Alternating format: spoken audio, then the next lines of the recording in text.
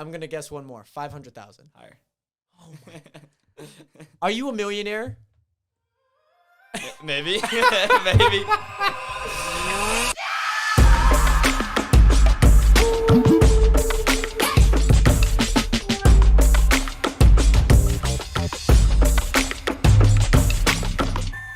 Here we go. I think this is it. Your first ever interview. It is. Episode 37 of the Realest Podcast. Banner right there. This is kind of like a tradition. Let's go. I'm so excited.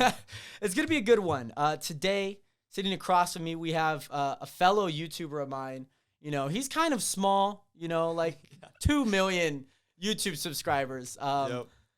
Lucas, a.k.a. Ghoulz. Most people probably know you as Ghoulz. Yeah. I remember when I remember asking you, when I first met you, I was like, what is your name? Yeah, you didn't even know my real I didn't name. know your name. I was like, yeah.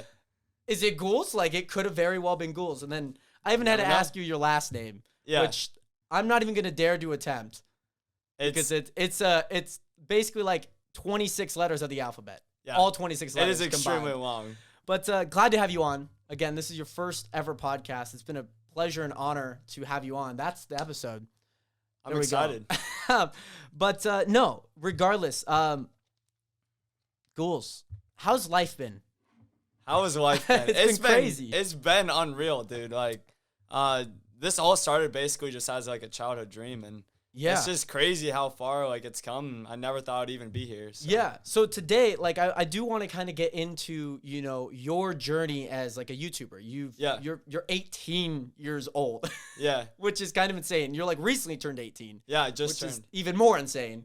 You're like a young YouTuber, you know, like it feels like a dream come true almost. Am I wrong by saying that? No, not at all. Like, this has been my childhood dream my whole life. So take me back, Lucas, you know, in 2011, you know, 2012, YouTube wasn't like a primary, you know, thing for a lot of people job wise, but it, you know, we had content creators. Where does your YouTube journey start? All right, so I think I was right around like 6 years old. Okay. I started using my dad's laptop, and I started watching actual YouTube videos, learning how to edit. Okay. So I was teaching myself how to edit because I just was super fascinated by it. I didn't know anything about it. So I started using iMovie, learned how to edit, and then just filming like challenge videos with my sister. Like, we would also do like toy reviews and stuff. Yeah. So my first ever channel was called AKR Reviews, for Awesome Kid Reviews. Oh, okay. Okay, yeah. Nice. That's so cool. we'd review like all these different toys and stuff like that, kind of like EvanTube HD. Sure. You know? Yeah. Just like Ryan's toy. Like, I guess for most people probably know Ryan's toy reviews. Yeah. Ryan's World, whatever it's called. Yeah. Right? So me and my sister used to watch him all the time, so we took inspiration from that, kind of made our own toy channel.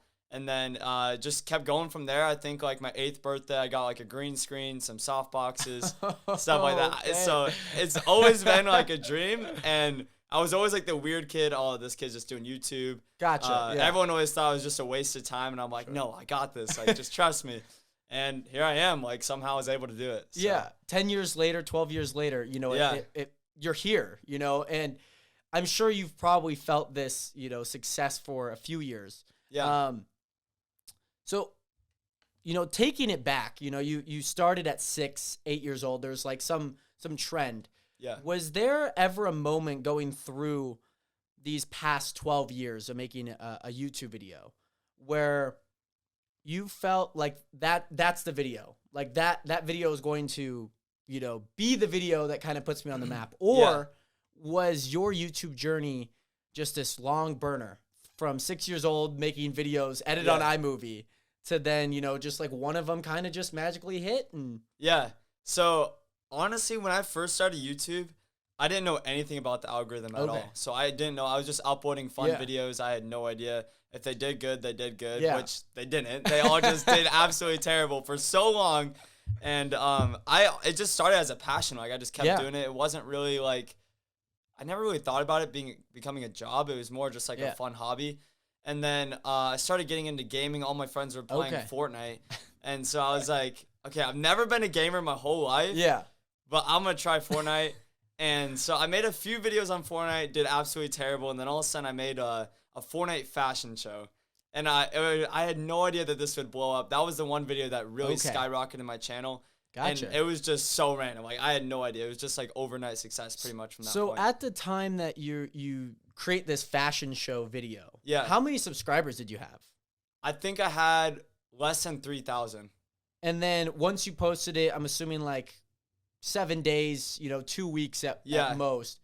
Where was your channel then? It went from, so since I posted that video, and I was posting daily from there. Yeah. So I was posting every single day while being in school full time. I would edit all my own videos, make my own thumbnails.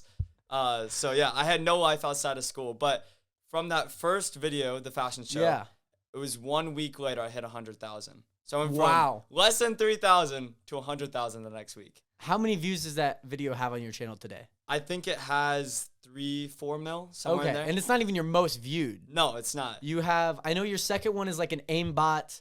It has like a guy that has like numbers around him. And then the other one is, I remember the thumbnail. I don't remember the title, but there's a character. I think it's a banana or like the Jonesy character in Fortnite. Yeah. And it has like the road line right over it. Like blending with the road. Gotcha. Yeah, and that's I think pushing 10 mil. Yeah, it is. I think it's really close to 10. Yeah. Will that be your first 10 mil video? It will be. Yeah. Wow, that is insane. Like I think a lot of people, especially when you were saying you were growing up, there's like people.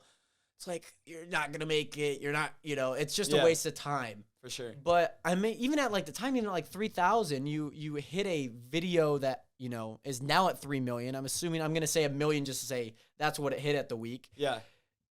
1 million people is a lot of people. It is. It's crazy. That is 1/329th of America. Math wise, we have like 330,000, 329 million. We don't. It's a lot of people to say the least. You're hurting my brain, but I understand. It's a lot of people. And do you ever look back and you're just like, are you an envious guy? Are you a petty guy? Where it's like, I believed in myself. Is it just the world needs to catch up, or is it what's that like when you kind of have this make or break moment?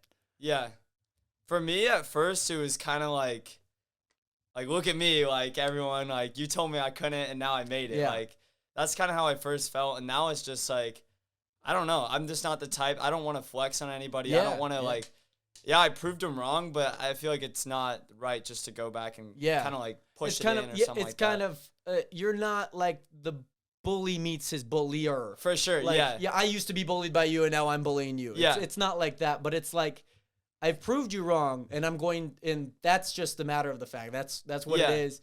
And I mean, you've been successful. You have 2 million YouTube subscribers, a little over that. You have an IRL channel, which is at 50,000. You have a React channel that's 110,000. There's success behind Lucas, know? What is that success come from? Is it your team? Is there people, helping you along this process? You mentioned you edited your videos every single day. Yeah. Probably until like 2 a.m. and then woke up at like 7 just to go to school. Yep. What's that look like now? How has it changed from Lucas sitting at a PC or iPad editing to now? For sure. Dude, it's changed like insanely, and I'm very thankful for it because I literally had no life at all. And I still don't have a normal life compared to any of my teenage friends that are that don't have this YouTube career going on. But now it's changed. I've built out more of a team to help me be more efficient, post more videos, and so it's definitely been very helpful. My team now consists of like 10, 12 people, somewhere in there. It's always changing. I got designers, like thumbnail designers. Okay, gotcha.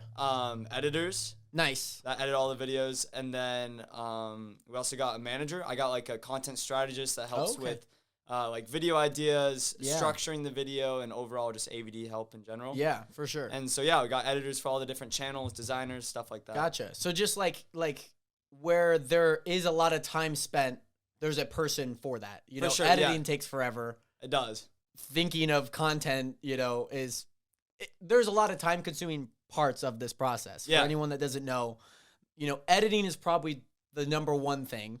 Yeah, it takes forever. It's horrible, dude. I hate it so much. It is a long process. I do feel for, the creative side of people, holding that, like I'm one of those guys that like, I like having a lot of input. Some people are like all the way outsourced, like just give me a product and I'll post it. Yeah. Whereas others are like solely they're still the editors, like Casey Neistat. You know, I'm pretty sure he's probably got like a friend or two that, you know, looks at it.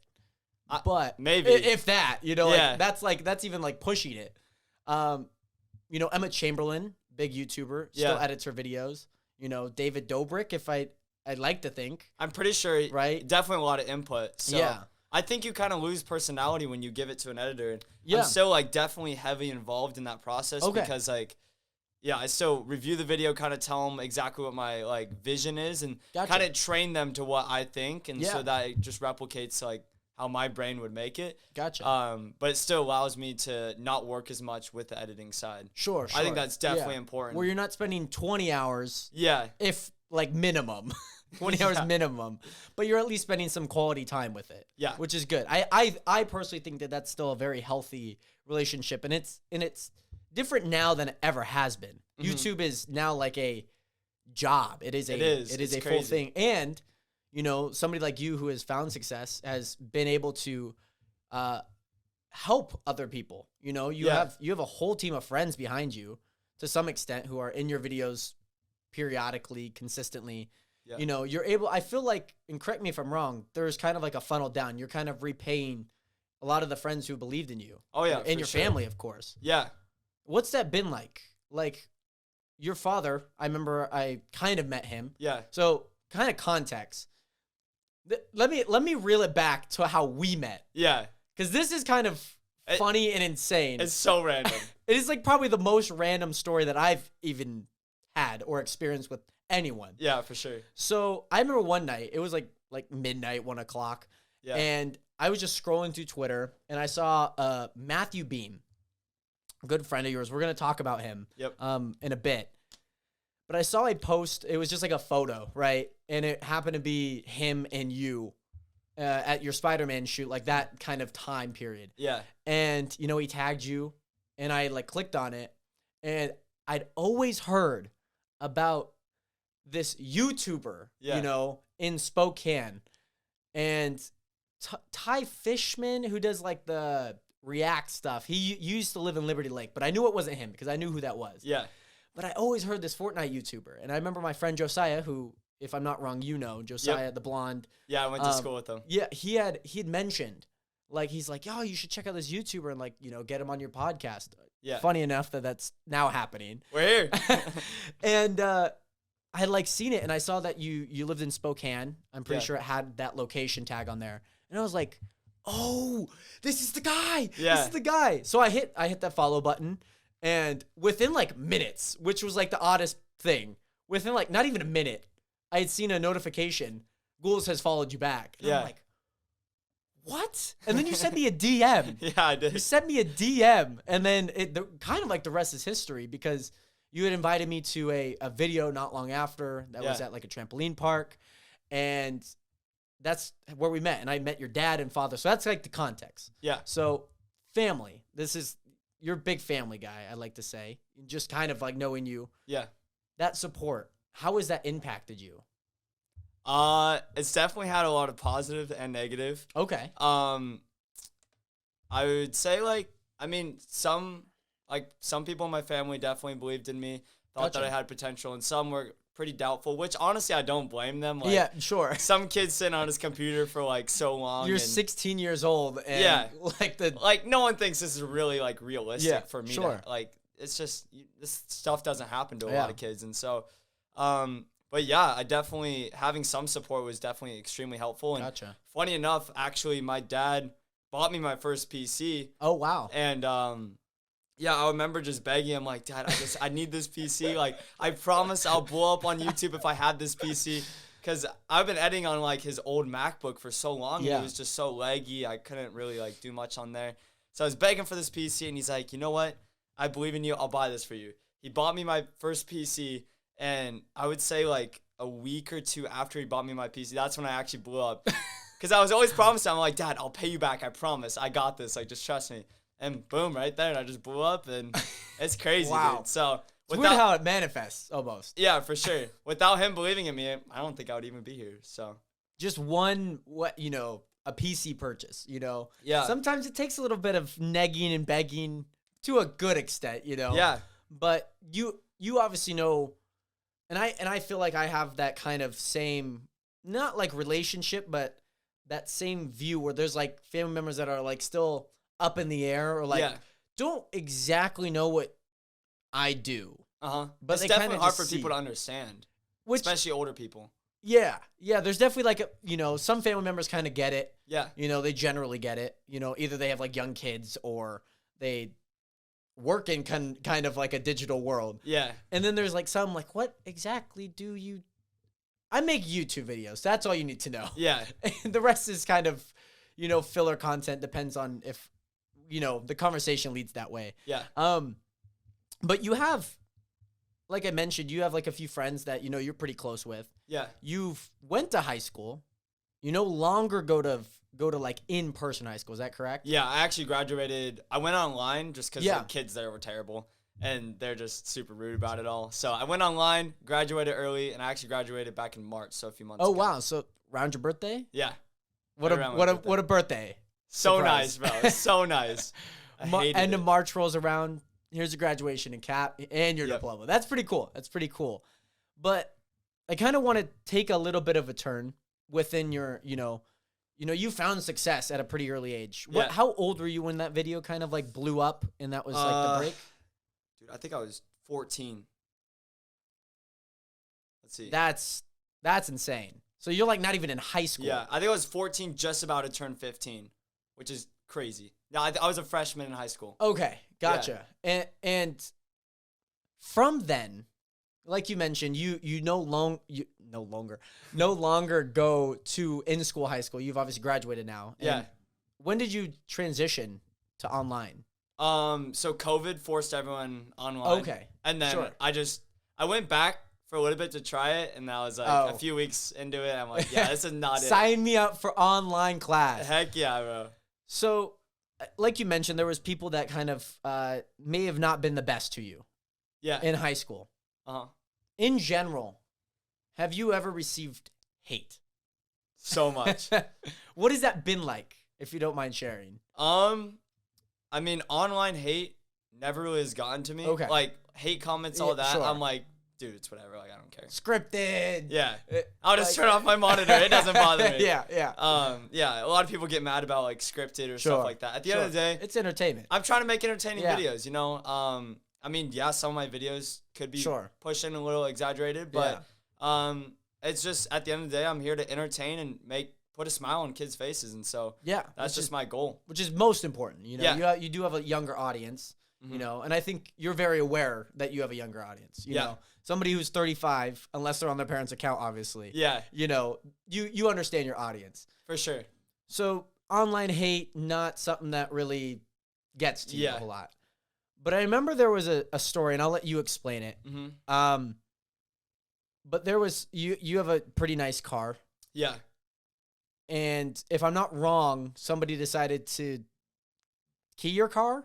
Yeah. Someone keyed my car at the school. They were just messing with it. I mean, just jealous kids. Honestly, I would be jealous too if I was a kid and saw this kid pull up in this car. But yeah, definitely keying my car, messing with it, saying all this stuff. That kind of pushed it for me. I'm gotcha. Like, and this is I just want to go to school, man. Yeah, like you're not any different. You just are living a different lifestyle. For sure. And I worked for this. Like, I wasn't just handed it. And so it's frustrating when everyone's just like treating you like this. Like, you guys can do it too, just how I did it. And so you could beg your father or mother for a PC and boom. Yeah. Next week, you got a Fortnite video that blows up. It could be. I do kind of want to get into a little bit of that.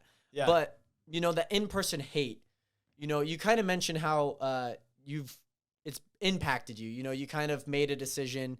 I don't know if it was synonymous with just like COVID and whatnot, but has there just been like one thing that's really just like, there's that tipping point, I think we all kind of have a tipping point to some extent. Have you got close to it? Has there ever been like that entire just like frick, like I've had enough, and it's just, has there ever been that point? In terms of hate? Yeah. Like where you've just like, people are just constantly nagging you about like, oh, you make Fortnite videos, which is generally a kid's game, blah, blah, blah. There's a lot of negative connotation. Yeah.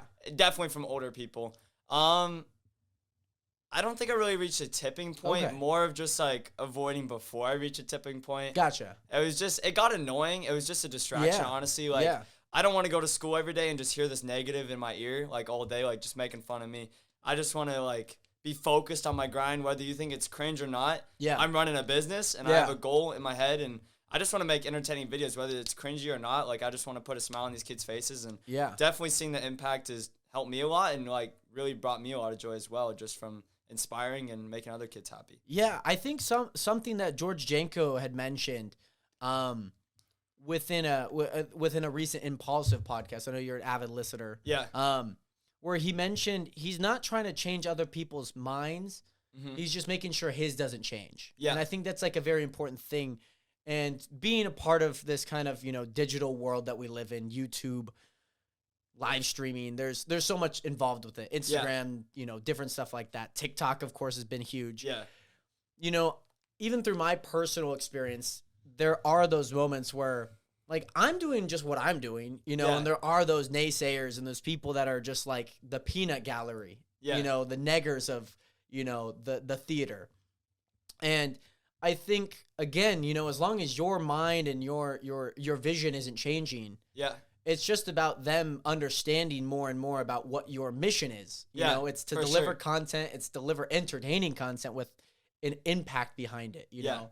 And sometimes this is like huge for people. I think if somebody were to ever like give you hate or give anyone hate, and then see that person that they're giving hate to is like impacting people in a positive light, I think they're going to have a lot of change in heart. For sure. Yeah. And that's huge, and I, for anyone out there, who may be on the receiving end of hate, I think the important thing is to understand that, it's going to happen. I think we've all received hate to some extent, whether how little or how big it is. But never lose sight of that impact and that vision that you have. For sure, yeah. And that's a huge thing, because I remember when I first met you, like that was one thing that you had shared. You were very open about like your high school experience and how it's all went down, Yeah. And so I'm glad that, you were able to share that here, because I don't think a lot of people understand that, not everything is unicorns and rainbows. For sure, We do receive a lot of like deep end of the water. We don't know how to swim sometimes. Yeah. We don't even have a life raft sometimes, and we're just treading water until like something happens and there's a miracle. Yeah. I do kind of want to change topics, because we've kind of dove into a little bit of you. Yeah. In your impact. How much money have you raised for charity? So I actually did a charity event where I made one video, and it was a hide and seek video. I gathered like 10 of the most popular Fortnite YouTubers. We did a giant hide and seek, and then I said, however much the video generates, I'll give 100% of that revenue to a nonprofit charity for kids fighting cancer and just all the other stuff that they would need to help. And the actual video itself generated around $17,000, I believe. Sheesh. So we were able to donate that to the nonprofit, and that's incredible. And that wasn't too long ago. No, that was pretty recent. So how much in total have you raised for charity? Was that the only one, or has there been previous ones? I definitely donate like in private. Gotcha. Sure. I just don't publicly share all that. But this is my first like public event, and I plan on doing a ton more. My goal is definitely $1 million donation to charity. That's like my dream. That'd be insane. It would be unreal if I can get like a brand partnered or sponsored with it. It'd be really cool. But that's pretty intense. That's my goal. So you mentioned brand partners. Yeah. Has any company reached out with you and just been like, here's a lot of money? Yeah. What's been the most money you've ever received from a brand deal, whether it's signed or not signed? Yeah. I think the most I got was like 50 grand for a 60-second promo in a video. Wow. Yeah.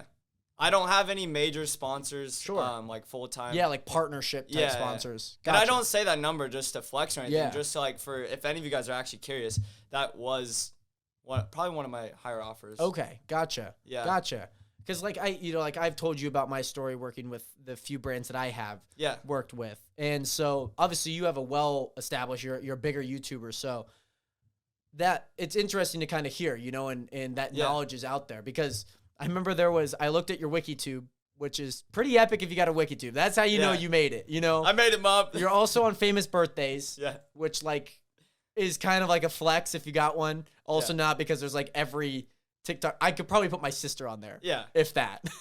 However, it's escaping me right now. You mentioned, during that charity video, Fortnite YouTubers. Who's been like somebody that you've really just like clicked with YouTube wise? Doesn't have to be Fortnite. Yeah.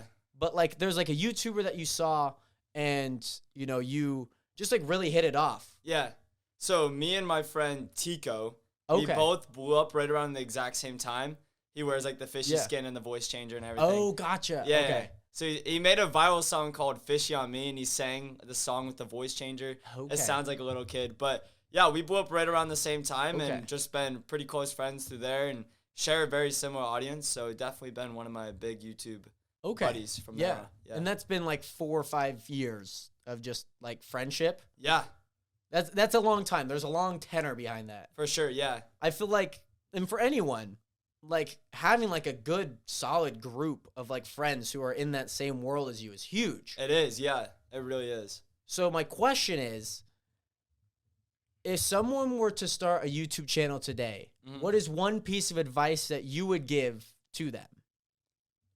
Do not listen to what anybody says. Like, if you have any negative people like telling you it's not going to work, don't do this. Well, I would personally not listen to it. Just do what you love and just, do that the best you possibly can. Learn the algorithm, learn what works. That's extremely important. Yeah. I had no idea. I just got extremely lucky somehow. Yeah. Or I was just blessed. I'm sure I was blessed. Sure. But, for sure. So just study the algorithm, learn what works, what doesn't work, and just do what you love, because if you don't love doing it, you're going to get burnt out. You're not going to enjoy it for very long. So For sure. I've been listening to Daryl Eves' YouTube algorithm book. Yeah. Highly recommend for anyone that wants to listen to it or read it. I listen to it. I like work out and listen to it. Yeah. It's kind of nice because then I'm like go on like a 40-minute run and I've theoretically read for 40 minutes. So it kind of two birds with one stone in my mind. Very productive, yeah. Yeah, I try and like mesh things together. I'm like, if I could get two things done at the same time, I've won. Smart man, right? So you mentioned the YouTube algorithm, and there's a friend that you had met. I don't know how you met him, so if you want to share the story. But what is your friendship with Matthew Beem? It's actually crazy. So my content strategist / manager, he kind of just manages everything. Sure. He's kind of dual wielding sort of. He saw Matthew try out for Phase 5, I believe. Yeah, last year. It was. Yeah, last year. So Matthew tried out for Phase 5, and my content strategist sent it to me, and he's like, yo, this guy has like a lot of potential. You got to check this out. You guys should make some videos together. Because at that time, I didn't have like any IRL videos. So he's like, dude, you got to collab with this guy. He's going to be good. You guys can blow up together. And I actually reached out to him. I followed him on Twitter, and I watched his videos. I'm like, okay, this guy, it's only a matter of time before he blows up, because his videos are crazy. He's making videos with Mr. Beast, all that. Yeah. And he still wasn't getting that many views. I remember he was just getting like a few hundred or a few thousand views at that time. So we became pretty close then, and he was just kind of asking me for advice. I would kind of help him with, I would just share all my information that I knew about the algorithm. What I thought he could do, help him with thumbnail advice, stuff like that. Yeah. And he kept studying on his own, studying with all these other YouTubers, and then eventually he just went crazy viral, and it's unreal. I remember that this period of time, which is super weird how kind of it parallels, this blowing up, your friendship with Matthew, and like when it happened, because I had recently just joined season 3 of Creator Now. Yeah. And this was late August, like mid-August was when I signed up. It started like late August, like literally the 31st, and then through September and October. Yeah. And I remember, dude, everyone in that not the course, but that season was raving about Matthew. Yeah. Like people were raving about him. And it's kind of insane to think about because, you obviously have been a guidance for him to a pretty good extent, it seemed like, you know, just like kind of, I know a lot of stuff because I've, put out a lot of videos. I've collected my data. Yeah. Now my data is being shared. I've now hit that copy paste and now shared it with you. And that it's so interesting because I remember there's that Balin Levin video that he had made, the car that he made for Mr. Beast. It was just like around that time. And it was just exponential. The Squid Game thing that had... Yeah. Oh, my goodness. That was unreal, dude. That was insane. Yeah. His most viewed video to this day, like, if I'm not wrong. Over 20 mil, I think. Yeah. Yeah. Which is insane. It's crazy. Because I remember, like, that was, like, the biggest thing, like, during that season. Oh, yeah. And it's so interesting, you know, to see, because I remember there's this little story that you'd mentioned when we were at Applebee's. Yeah. Where you just kept begging Matthew to change his name. Yeah. Dude, his name used to be Beam10. And I'm like, Matthew, please just trust me. Change your name. And he's like, no, bro, trust me. Like, Beam10 is the move. We all kept telling him, a bunch of my YouTuber friends were just begging him, like, bro, please just change it. And he ended up changing it, and he blew up. So look at that. It's all me. I take credit for all his success. But nah, he deserved it 100%. That's the hardest working dude I've ever met in my entire life. That's incredible. Every single Tuesday other than last Tuesday. Yeah. Which, you know, is a little sad to see after 168 Tuesdays in a row. But it was out of his control. So. Yes. Out of his voice, too. Yes. Very much. I saw the video of him on Twitter where he's like on the camera and the camera's there and he's trying to like read the voice. Yeah, he's trying to read it. It's just he's like, I gotta get I can't. It's just, it's so funny. I feel so bad. I've been there. It's the worst. Because you're obviously energetic in your videos. I imagine there's moments where that's, you know, your voice is not cooperating. Oh, for sure. I've voice cracked so many times, dude.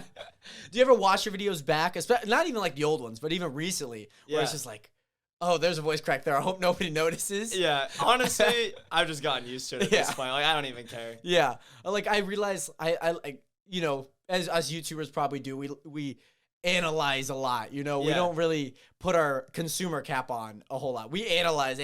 Yeah. You know, it's like an 80-20. It's a good, healthy relationship. But there's like moments where I'm like, oh, that's maybe not like the best part. I probably could have done better there. But, you know, voice kicking out, Matthew Beem, you know, those little moments where it's like, I can't upload. Yeah. Have there been moments, you mentioned burnout, you know, doing things that you love, passionate things that you love. Yeah. Has there been a moment where you've wanted to quit? Yes. Many times. I wanted to quit before I blew up a ton just because you don't see any numbers. Like, it's just vanity metrics. Yeah. Right? It's just, views, percentages. Sure. Yeah. And that was before I even knew the algorithm. So it was just like randomly uploading videos, like just hoping that it would do good. Yeah. Which I didn't know. Now I can like look at the algorithm or know my stats, my CTR, my AVD, and be like, okay, I need to target this. I need to boost this to like help my videos do better. So it's kind of more of like, you know what you're striving for instead of just randomly throwing something out there. Yeah, you're not just throwing paint and hoping it sticks. Yeah. And call it art. It's like, it's a calculated thing. Yeah. So is Ghoulz quitting YouTube ever? I'm never quitting YouTube, but I've definitely had some times where I've thought about it. It's been very stressful and super overwhelming at times for sure. But yeah, I think at the end of the day, I never really wanted to fully quit. Gotcha. Maybe more of a break. Sure. Just like I need to reevaluate. Yeah. Just need to like clear my mind. Like, this is not working. Yeah. I need to figure out a solution to some extent. Yeah. Which I think a lot of people can understand. YouTubers and people. Sure. Just clear mind.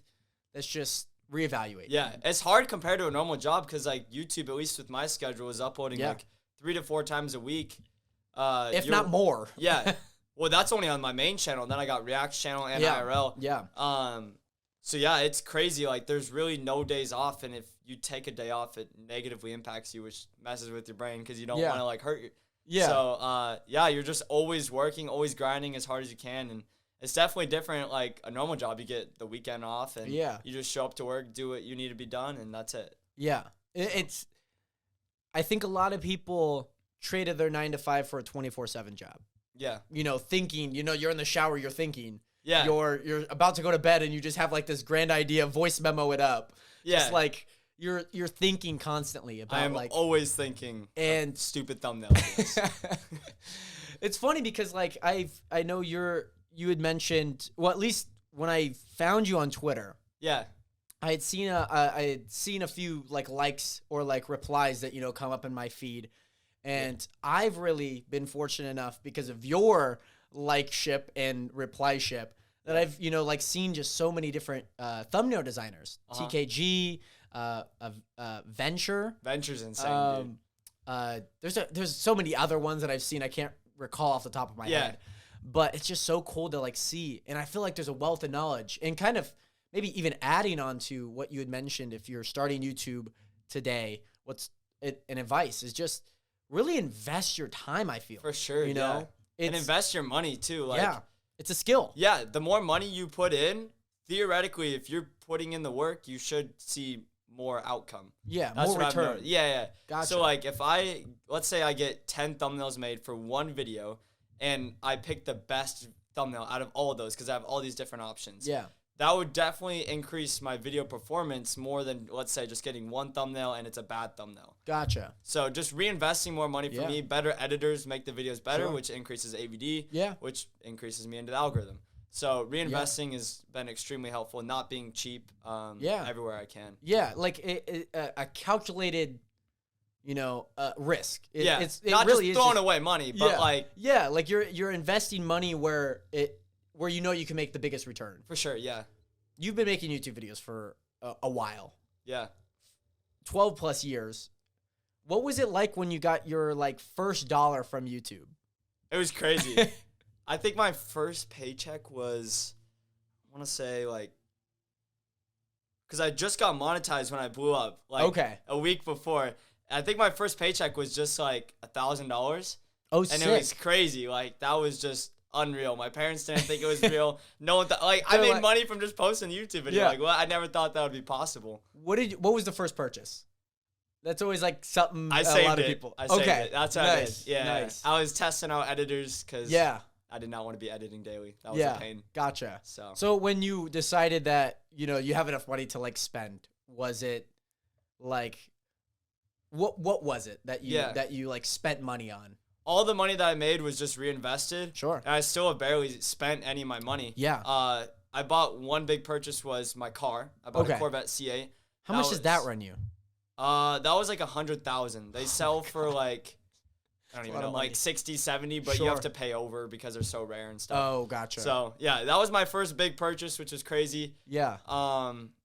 And other than that, pretty much just like clothes, food, and just like what I need. Yeah, little things here and there that aren't gonna like set you back, you know, 3 months. Yeah, and then everything else is reinvested and saved. Yeah, like you mentioned, well, at least what I've seen, you've always reinvested stuff. Like even what you're working on now with this future thing, I don't know if it's public or not. Yeah. But it's just another reinvestment, you know? Yeah. And like I see that, I admire that because I think a lot of people, YouTubers, influencers, really anybody that's can make money and a good wealth of money, will say 100,000, right? Mm-hmm. I think there's like I've made it money, you know. Yeah. And I feel like it's just, I think maybe I could be wrong, but I feel like there's those people that I could buy this now and I could do that. I found myself guilty of it here and there. Yeah. You know, like maybe I shouldn't have bought that, but I can't do much now. I bought it. Yeah. And you know, and I feel like there's that learning process of, you know, how to finance your money, you know. For sure, yeah. Taxes, different stuff like that. Yeah. Like there's so much different stuff that, again, is just either skill, you know, knowledge, and luckily, sometimes it's out there. Yeah. Sometimes it's out there. Like Twitter threads, like I mentioned, I can like learn from like Jay Alto. Yeah. One of the first guys that I saw on Twitter that was like doing thumbnail stuff. I remember seeing him back in like August of 2021. Yeah. Like July of 2021. I just remember seeing it, his little yellow avatar. Yeah. It's crazy how much you can learn just over Twitter. Like, honestly, breaking down thumbnails, like, you never knew how much thought and like detail goes into these thumbnails. Like, it's unreal. And I think the most underserved skill, editors and thumbnail designers. For sure. Truthfully, I know Reed, Mr. Beast Manager, he just made a TikTok not too long ago talking about that. Yeah. Like 3 skills that like you should, you know, think about learning. Yeah. Thumbnail design, managerial stuff like a PA, like a personal assistant, but manager side of that. Yep. And then also the thumbnail editor, like that side. So if there's anyone that wants Photoshop, think about like investing some money. Yeah. And plenty of tutorials, plenty of things out there. I personally learn from just like seeing people do it. Yeah. Like, not to say I'm a visual learner, but like there's this YouTuber that I like watching, Benny Productions, who's like creates really random assets into like a world of an image. And that's just how I learned like a lot of stuff, like curves and exposures and saturation. And, there's just so many good stuff out there. There's a lot of good YouTubers out there. Mm-hmm. Who's like some of your friends? You mentioned one, Preston, who you just, I don't know how long ago you went down there to see his place. But has there been any YouTubers that have reached out to you and given their 2 cents and just like advice, or, because they've probably, done that like you did to Matthew. You kind of shared your data and your experiences with him. Has there been a YouTuber like that to you? Yeah, so definitely Preston, I would say, is like my biggest mentor. Okay. I really look up to him. I want to create a business like his, with like the warehouse, all the IRL content, stuff like that. He also does gaming, and so I really want to just kind of follow in his footsteps, but make it my own for sure, and create my own impact. Another person I would say is Matthew. Funny enough, is I gave everything to him that I knew, and now he's giving it back to me and helping me. So it's crazy. Yeah. Let's see. I think that's pretty much it. I kind of have my circle pretty small. Yeah. As you should, sometimes. Sometimes outside people that don't understand what you're doing is just they're talking past sometimes. I feel that. I'm not like big. I don't have 2 million subscribers like you. Yeah. One day you will. But there are people, that I feel don't understand, like what you're doing, whether that be a family member, but not like anything against them, like you're on your own journey, you understand what and obviously you got to continue asking questions. And I think that's super important. Has there been a valuable lesson through all this process and this journey that you've taken from, where it's just been like, there's like a character change, or like there's something that's really impacted you and you've taken it, with open arms? I'm not really sure.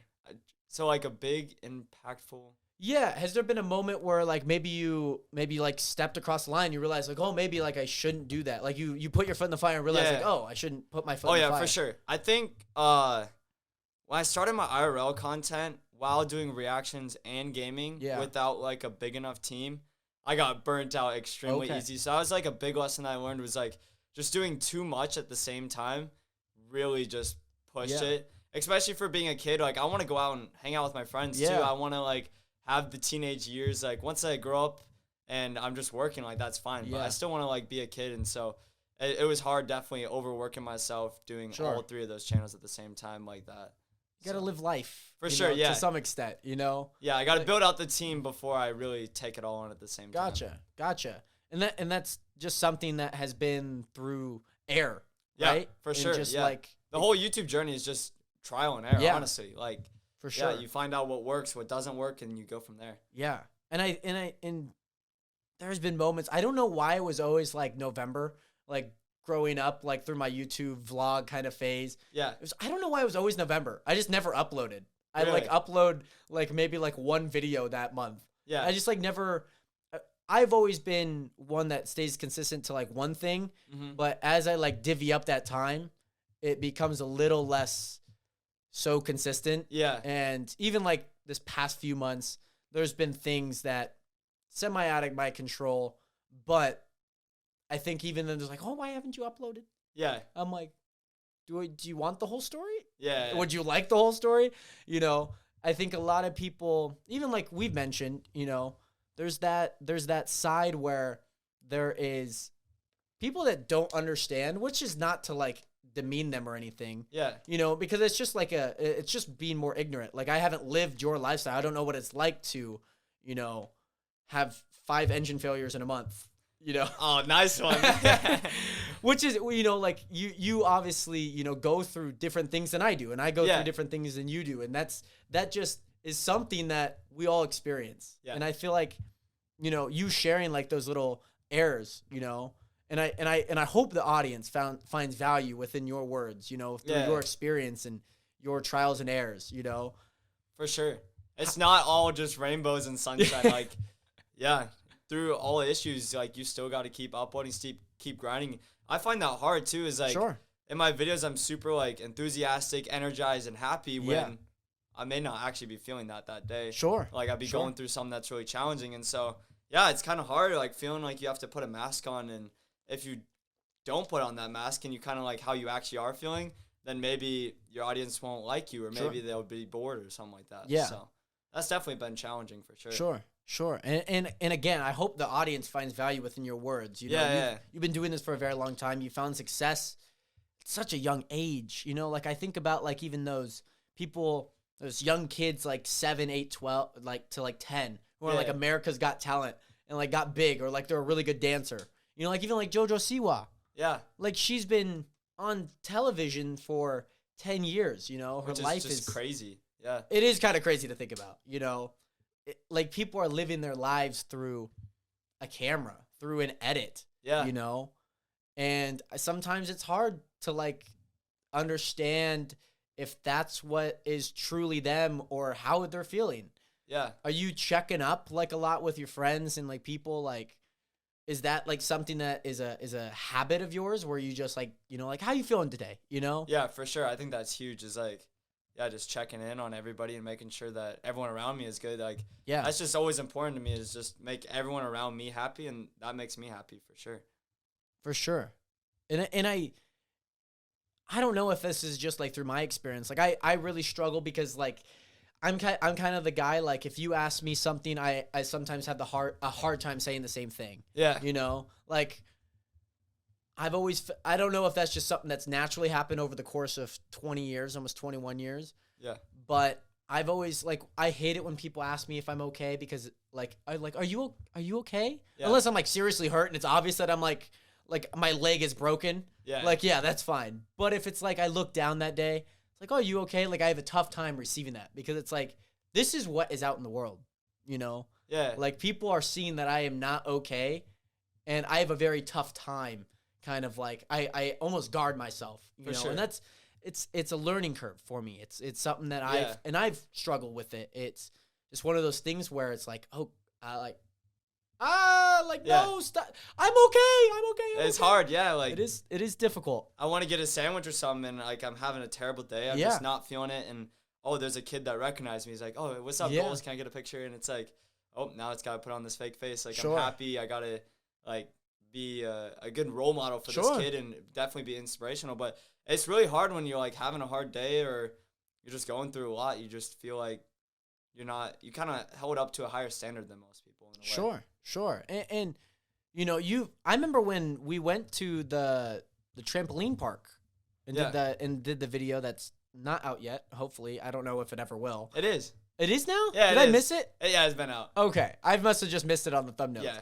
But I remember there was like these few kids. I don't know if they exactly knew who you were, or just like, oh, you have cameras. There's a bunch of people. Like, you're a YouTuber. That's what you are.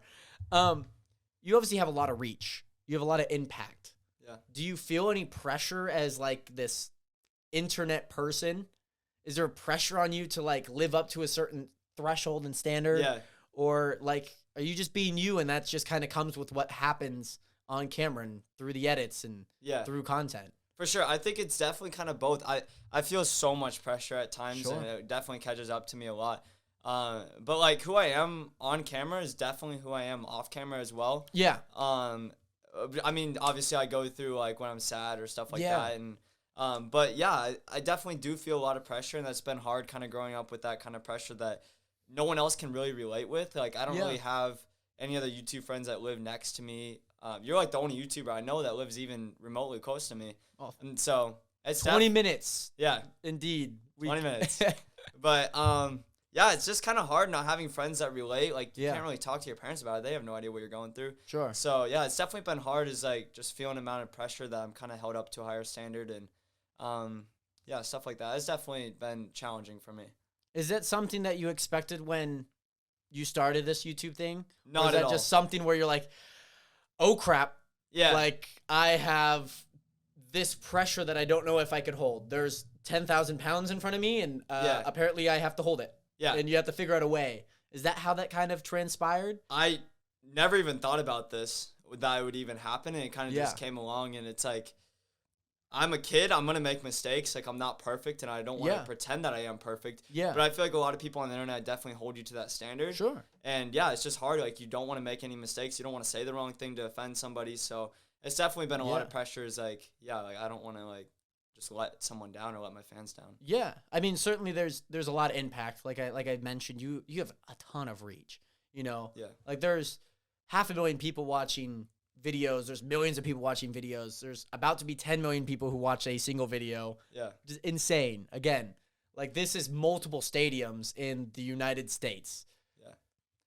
You found Fortnite as, like, a game that people were just playing at a time. Yeah. And it happens to be the game that you make most of your content on. Yeah. It is the primary game, if not the only game that you make your main channel content. At the moment, yeah. Your code. You have a code Ghoulz. Yep. Which I think everyone should use on the Epic. I forget what it's called. You could probably do the pitch better than I can. Epic Store. Epic item Store. shop. The Two item Z's. shop. Two Yes. Z's. 2 Z's. I saw it on your banner. Yeah. So if you guys forget, head over to Ghoulz' YouTube channel. There is a fly in the room right now. It is on your banner. Oh, I got That's it. freaking go. That's freaking go. I think I'm the best guest now. You are. That was like ninja skills. You should, I don't know, you should smear it on the wall just for just for memories. Like, there's that one smear of just like. I did that. But yeah, use code Ghoulz in the item shop.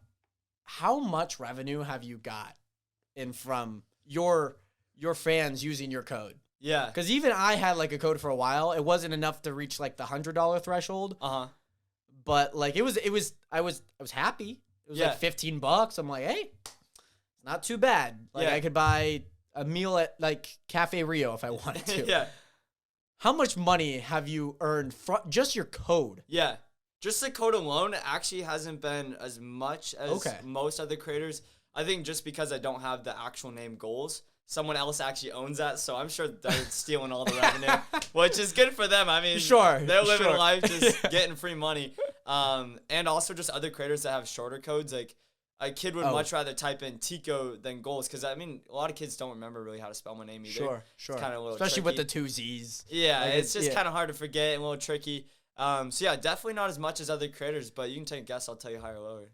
Is it more than 100K? It has been, yeah. Overall, yeah. Okay. More than 500K? Less than that. Okay. Somewhere in there. Gotcha. That's still a lot of money. Mm-hmm. Like, that could be a row house in, like, Idaho. Like, you might be able to buy a house, like, in Spokane. For sure, with just that money. Tax regardless. Yeah. Which is obviously a lot of money. There's a lot of fans that support you, obviously. When it comes to YouTube, you know, you have these videos that multi-million, you know, your CPM is probably pretty high, saying that you do keep it very family friendly. And yeah. Are you, so you're part of the program, the partner program. Are you part of like I think there's like another step, like the preferred program? Google Preferred? Yeah. Are you part of that or no? I believe it doesn't tell you for Google Preferred. Okay. I do feel like I have been in it, because comparing my CPM and RPM to other creators in the same niche, mine was like triple theirs at one point. So I'm not sure if I 100% was or not, but definitely was higher than a lot of my other friends. Gotcha. So yeah. What has been the most, I'm going to ask 2 questions. They're both about revenue. Yeah. You could, again, do like a higher or lower. On a single video, because like even like the one that's about to reach 10 million might not be your most revenued video. What's been the most revenue that you've gotten from a single video? Okay, I think I remember what it is. Take a guess. 50K. Lower. Really? Yeah. Wow. For me, it's like, I mean, I do post mostly shorter videos too. Sure. I mean, yeah, they're like 9-10 minutes. Yeah, around 8 to 10, somewhere in there mostly. Like that perfect multiple ad. Yeah. time. Yeah, but definitely not 50,000 from a single video. Overall, do you know kind of like an estimate? Maybe let's say like 2021 yearly revenue. Is it higher than 50,000? Yes. Overall for the whole year? Yeah. Yeah. Is it? I'm going to take a wild guess. I'm not going to ask any more numbers from it. 323,000, higher or lower? Higher. I'm going to guess one more. 500,000. Higher. Oh my. Are you a millionaire? Maybe. Maybe. At 18 years old, which you just turned, Yeah. you are a millionaire. Yeah. Forbes 30 under 30. Better get on this. I'm hoping to see a Forbes comment on this. But I'm here for a reason. I got a goal, and a lot of that money will be given back to charity, and I just want to make an impact. I don't want to just blow my money on Lambos and Ferraris and all that stupid stuff. Yeah. So, yeah, I definitely want to, like, give back and make an impact with my money for sure. Absolutely. He may be a millionaire overall, but he's surely reinvested it and put it to good use. Yeah. What's the goal? Where do you see yourself in 3-5 years as Ghoulz? As you know, you're kind of still on this uptrend. Yeah. You know, you're still young. You still got energy. You still got time. Yeah. As a lot of people say, it's like, oh, when you reach like 30, you're like, there's no more time. Yeah. But where do you see yourself in 3, even 5 years? I just want to keep grinding as much as possible. I want to transform my gaming channel to Ghoulz Gaming. That's kind of my goal. Okay. Gotcha. And then I want to start IRL a lot more, building sets, kind of taking after Preston what he does. Sure. And turn that probably into the Ghoulz channel is just the IRL content. Sure. And then just keep growing the Reacts channel. Maybe start a Minecraft channel. I know Minecraft is still doing really good. That would be awesome. And so I just want to keep grinding, keep posting as much as possible. And hopefully move into like a creator house. Sure. Maybe create my own. That maybe in the process, maybe. But yeah, just keep pushing my content. I really just want to like step up my IRL content. I want to be primarily known for IRL because that's just my true passion. I never knew I would blow up in gaming. That was just kind of like a hobby. It happened to work, which is awesome. I can take that money, fund it into my IRL, and really be able to take that off. But my main goal is definitely IRL. Is like that's where I want to go long term, and I think that's definitely the smart move for sure as far as brand-wise. Certainly. And luckily you have a lot of friends, you know, who do this IRL thing. Yeah. Matthew being one of them. You know, share the data. You know, you get to learn together through that. I mean, you obviously know enough about this stuff, but even, again, more information sometimes can be good, can be bad. Depends on how you analyze it. But good to, like, see. It's so interesting, these moving parts, you know. Yeah, and obviously, like you've mentioned to me over the course of a few months, even like when we first met, this was this place where you are, you know, planning on making content, planning on making, you know, Preston-like sets, you know, to relatability, not the exact sets. Yeah.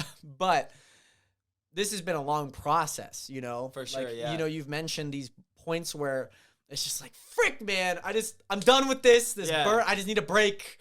And then you mention these moments where it's just like, this is amazing. You know, I have this impact. I have this platform, you know. It kind of like sometimes there's these moments where it's like there's a lot of pressure, but you understand I got to rise to the occasion sometimes. Like even like sports athletes that are, you know, they're in game 7 of the finals and you expect them to rise to the occasion. Yeah. Fortnite, obviously being one of your main things that you do. Are esports athletes? I don't know. I'm honestly terrible at the game. Like, I am not very good at Fortnite. I just do, like, mini games within it. So, like, hide and seek, flash shows, TikTok clients, stuff like that. I don't know if they're considered athletes. I mean, it definitely takes skill. It still feels funny saying that, though. I don't know. Because my friends, the Juvie guys, who you mentioned that you've seen, they had a TikTok where they were mentioning, they're like, oh, esports athletes. And Josh is like, no, I mean, esports players, sports players. And he's like, they're not athletes. And so it's like an ongoing debate. So I just wanted to ask, because you obviously are in this field. Yeah. You know, you're in a gaming niche to some extent. It's, you know, where a lot of your time is spent. Yeah. So I wanted to ask that. That's kind of the I think it's kind of iffy. I mean, it takes a lot of skill. Gray zone. Yeah. It's like skill, but like what skill is that? Like it takes skill to throw a football. Obviously requires more physicality, but like what's the comparison? Yeah. I think it's hard to tell, honestly. I'd agree. On your WikiTube. Yeah. I was going to say Wikipedia. You probably have a Wikipedia page too. Maybe. I have no idea. Probably. You should probably look it up, probably help. You know, if you don't have one, I'm pretty sure somebody would probably make one. Yeah. Were you a part of like a content house? You mentioned that's like something that you're planning on having, but were you a part of one with 2 other YouTubers? 3? I was a part of, it was called a Fortnite, I think it was a Fortnite team.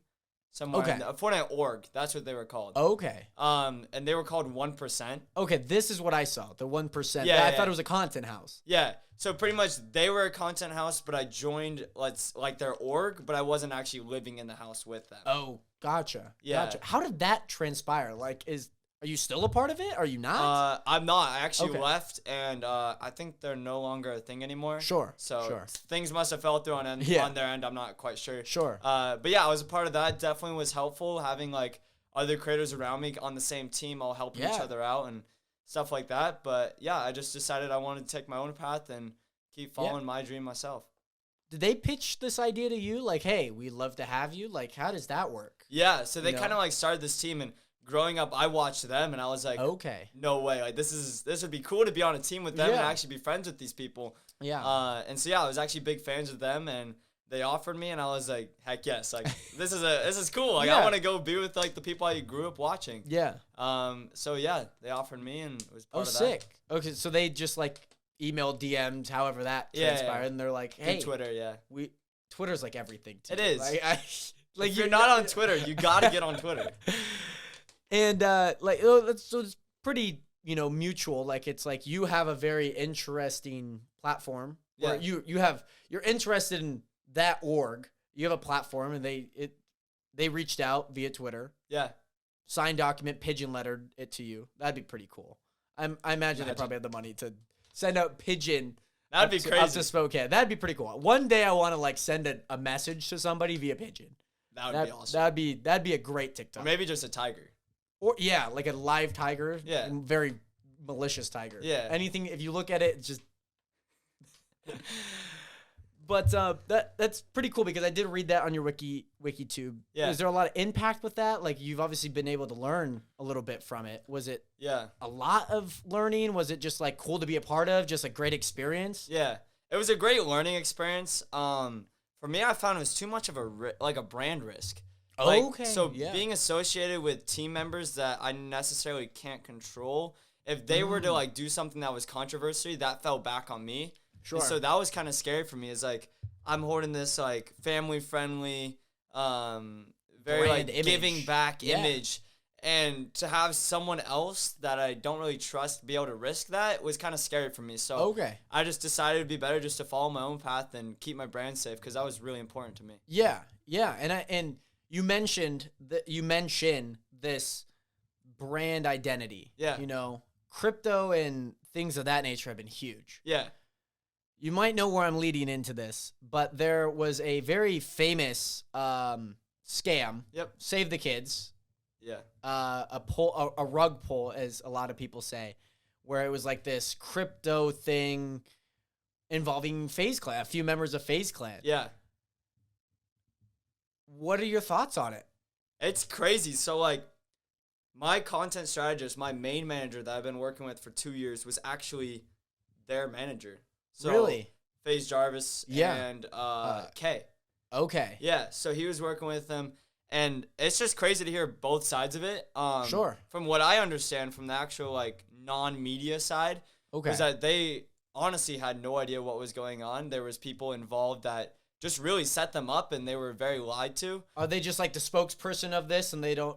That's what I've been told. I don't know. Like I don't want to say that that's 100% true, but that's what I've been told, and that's what I've understood was it kind of like they were the face of this, that they were being paid to kind of promote it, but they were just dumb enough and they didn't look into it and honestly understand that this was going to be a giant scam. Gotcha. So it's like the Fyre Fest where it's just like, oh, we got Travis Scott, we got Kanye coming, we got Drake, and they don't even know that they're performing. Yeah. We're just going to put them on a poster. Yeah. That's really interesting because I think there's a lot of media, PR stuff that's like, some members of FaZe that, were part of this, like Rice Gum and other people. Yeah. But it's really interesting to hear that side where, it's just, they're kind of set up.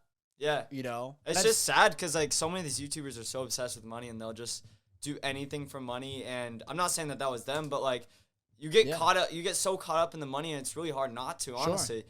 And, like, they'll do anything to make some extra cash, and I'm pretty sure that's what they were doing. Is kind of like the carrot on the stick. Almost. Yeah. They're like, okay, we can make some quick cash here. All we gotta do is promote this. Like, that's easy. Yeah. And just not really looking into it and taking the time and making sure. Sure. And that just comes with, like, I mean, they just weren't careful enough with their brand, I guess. Sure. Like, I remember when I got my contract with Current for, like, one of the videos, I was like, I'm reading every word of that. I need to, like, understand, like, things that I don't understand. It's scary. I'm like, I just want to make sure that my life's not, like, being, like, every single piece of content is now theirs. I'm like, Yeah. So I made sure my dad's pretty good at reading contracts because he's a surveyor. Yeah. Private surveyor, so he does contract work for the city. Yeah. And kind of how that works is the main thing that he looked for was indemnification, where, as you might know, where it's like you sign a thing with a company, but you're not hired. Like, I don't work for Ghoulz LLC.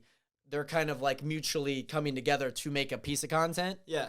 And if anything is to be legally happened, you're kind of on your own in a way. Like, the company doesn't serve you. For anyone that doesn't know what that term means, that's what that means. You just serve yourself in court if anything goes wrong, in essence. So I remember reading that. My dad's like, oh, yeah, everything's good. Just sign the thing. Yeah. I'm like, okay. I'm like, thank goodness. But I mean, it's interesting because, you know, you mentioned things where it's like there's he said, she said. You know, Austin McBroom, I know he's been kind of in a lot of hot water even past years where it's just like this is from what I know, there was a club that he was making, you know, like a subscription thing, you know, kind of like Patreon, but his own Patreon, essentially.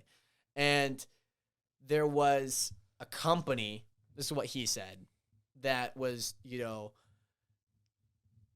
they weren't cut up to speed on everything that was involved. Yeah. And they kind of got scammed, but it was their own doing. So it's like, there are a lot of people. And I feel like even this is something that I really admire about you. Even though you have this money, you know, you're living a very successful lifestyle. You know, you're able to live pretty easy, you know.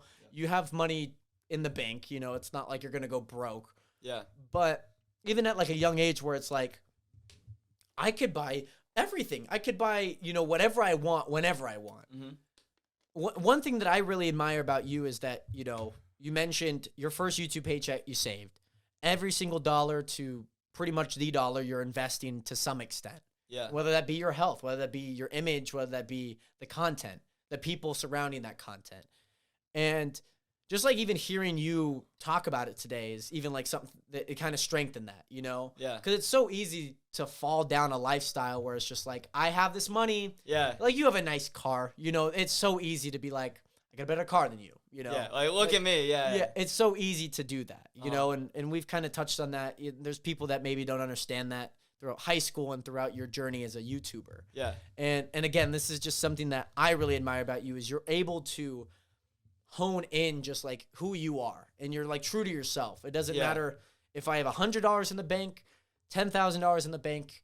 Lucas is Lucas. Yeah. That's just who you are. That's been extremely important to me is like my number one thing I had in my head, like before I even blew up or knew if I even would, was like, okay, if this works, I need to stay humble. I need to stay true to him. Cause like I've seen so many people just go down the wrong path, fall into drugs. Cause you just have the money. When you have the money, trouble finds you. Yeah. And so, it was scary to me and I wanted to be humble and I bought a nice car, not to flex or be like, look at me, but just because I enjoy it. Like it's my hobby. I love driving. And I wanted a sweet car that I could have fun in and enjoy my hard work. So it's definitely been really important to me is to stay extremely humble. That's awesome. That's awesome to like hear you say, you know, it is super awesome to hear you say, because again, you're young. Like there's probably so many people that have, you know, gotten millions of dollars and just spent it all. Just blown it away, yeah. Lottery winners, you know. It's like, I don't know what to do with $75 million if like $500 million, $500 million.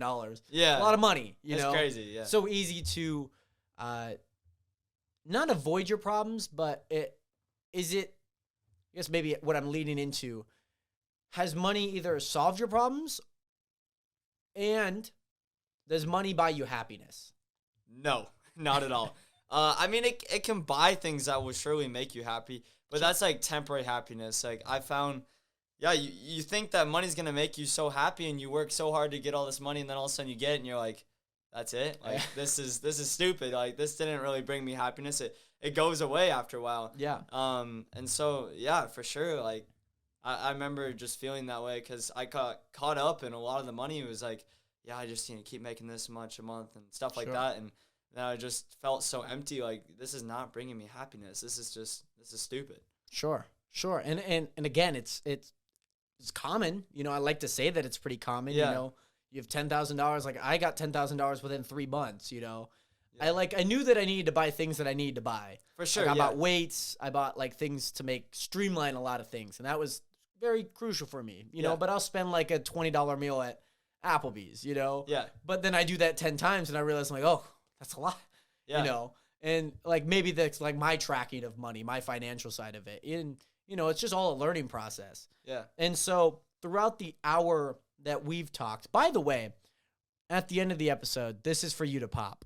Oh, I forgot to mention that before. I didn't know what this was. It was it has confetti in it. So sweet. Once we're done with the podcast, like at the very last thing, retention. Bet. So we've talked about for the last we talked about for the last hour who Lucas is. YouTuber Lucas, high schooler. Yeah. Recently turned adult. Somebody who's found success at such a young age, at 14 years old. Yeah. You know, has gone through highs and lows, both physically, mentally, you know, emotionally, has found a lot of friends who have helped guide you, who you've helped guide, and you've been this, you know, very middle ground person. You've, like I mentioned, and you mentioned, you're a humble guy. You are. And my final question for you is, who is Lucas? Yeah. Who's Lucas? Who is he? What does he do? Who's Lucas? I think really like who I am is just like, I'm a kid that loves to entertain. I've always done that. I used to want to be a magician. I play the drums at my church just on stage. So yeah, I've always just been really into entertainment. And yeah, I just love to entertain, make people happy, put a smile on their face. That's always been something that's really important to me. And yeah, like I said, outside of YouTube is just like hanging out with friends, being a normal teenage kid. And playing the drums at my church every Wednesday at youth group. Yeah. And yeah. Incredible. And just YouTube. And just YouTube. That takes up like everything. I love it. Yeah. You know, you're able to balance these lifestyles. You're both the Lucas side of your life and the Ghoulz side of your life. Yeah. And it's just who you are. You are Lucas, aka Ghoulz. Yeah. You know, you may have 2,000 or two. I have 2,000 to my name. You have 2 million to your name. Yeah.